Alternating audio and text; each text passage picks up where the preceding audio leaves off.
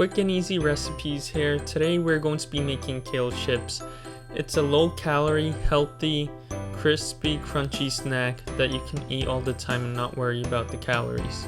We have pre-washed kale here, and the key to this recipe is making sure that they are completely dry. It helps the kale become crispy and flaky. I have some olive oil here that I'm drizzling across the top, a pinch of salt, and also crushed red peppers just to give it a kick. You can add any of your favorite seasonings, not just the ones that I showed you in this video. Be sure to mix it very well. Preheat the oven to 375 and set the timer for 15 minutes. The edges of the kale should be darker but not burnt. You can tell how flaky this piece that I'm holding is in my hand.